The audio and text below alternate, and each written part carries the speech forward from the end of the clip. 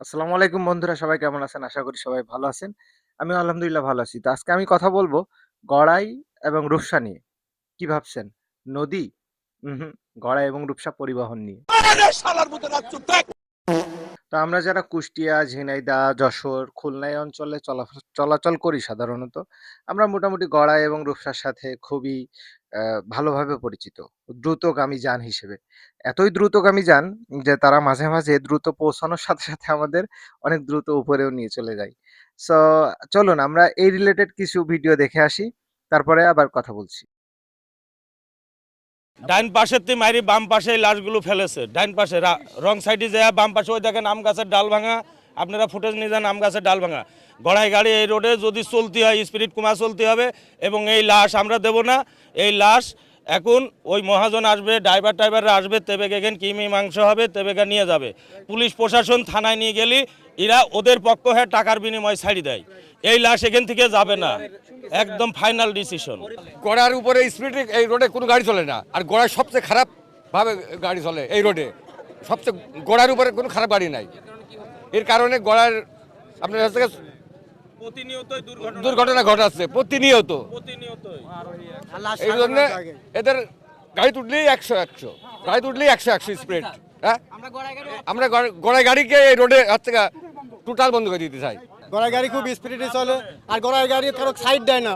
ও বৃত্তি পাড়া আসি সময় কাটায়, আর এখান থেকে একটু ধন টান দেয় 100 ঝিনিদায় পর্যন্ত ধন সময় কাটায়।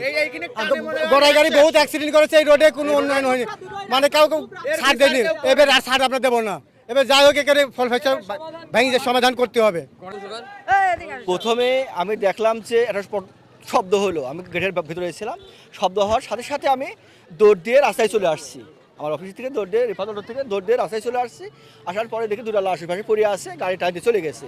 পরে আমরা ওই ঘেলুটলো পড়ে আছে, তখন ওই গাড়িগুলো আমরা ঘেলুটলোর উপরে না যাই, সেই জন্য আমরা ওই গাড়িগুলো প্রথমে এসে আমরা লাশগুলো দেখছি যে লাশটা বাঁচবে কিনা সেটা পরীক্ষা করার চেষ্টা করছি। যদি কোনো রকম হাসপাতাল নেওয়ার ব্যবস্থা থাকে, আমাদের মোটরসাইকেল আছে, সেটা করছি আমরা টান দিয়ে মোটরসাইকেল নিয়ে চলে যাবো। যাই এসে দেখি যে আর নড়াচড়া না, দুজন জায়গায় ডেট হয়ে গেছে। মানে আমাদের মোটরসাইকেল নেওয়ার কোনো সুযোগ নয়। আরেকজন ছিল, সে জীবিত ছিল, সে ওই পাশে যে কাঁদতেছে, তার কিছু হয়নি, মোটামুটি সে সুস্থ ছিল, তাকে হাসপাতাল নেওয়ার মতো পরিস্থিতি না, সে মোটামুটি ভালো আছে। আর এখন গড়াই বাসের সাথে আপনার মোটরসাইকেলের সামনাসামনি সংঘর্ষ, মুখোমুখি সংঘর্ষ। গড়াই এবং রূপসার যারা ড্রাইভার ভাইরা আছেন বা হেল্পার ভাইরা আছেন, তারা মনে করে যে তারা ব্যতীত রাস্তায় আর যারা চলাচল করে, যেমন ইজি বাইক আছে, মোটরসাইকেল আছে বা ট্রাক, যারাই থাকুক না কেন, সবাই তাদের কাছে প্লাস্টিক হিসেবে অবগত। মানে এমনভাবে তারা ব্যাকটোনটা দেয় যে, "এই মামা বাঁয়ে প্লাস্টিক আছে, এই মামা ডানে প্লাস্টিক আছে।" মানে তাদের কাছে সেইগুলো পরিবহন বা মানুষ বলে মনে হয় না। তাদের কাছে টোটালি ওইটা প্লাস্টিক হিসেবে তারা গণ্য করে।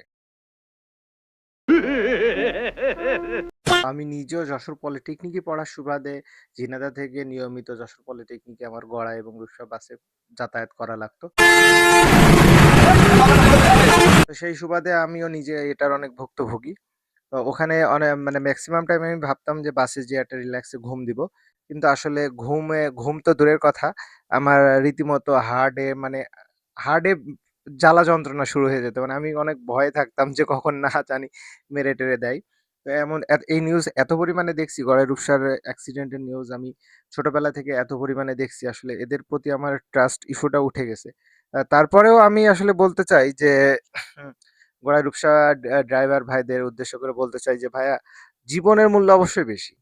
আপনাদের মানে টার্গেট এমনভাবে দিয়ে দেয় যার কারণে আপনারা অনেক দ্রুত আপনাদের স্ট্যান্ডে বা আপনাদের গন্তব্যে পৌঁছাইতে চান।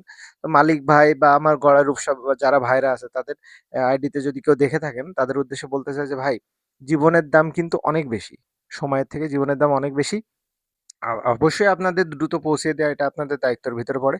তারপরেও তাই বলে মানুষকে ক্ষতি করে, মানুষকে মেরে ফেলে বা মানুষকে এভাবে চাপা দিয়ে এটা কোনো সমাধান হইতে পারে না ভাই।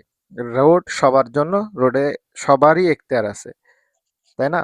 আর আপনারা যেভাবে চলাচল করেন তাতে রোডেরও অনেক ক্ষতি হয়। সো এই জিনিসগুলো একটু মাথায় রেখে চলাচল করলে আমাদের সবার জন্যই মনে হয় ভালো হয়।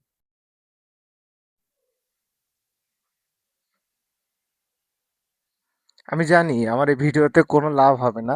তাদের কিচ্ছু যায় আসে না। তারা তাদের মতোই চালাবে। হ্যাঁ, তারপরেও সতর্ক করে দেয়া আরকি।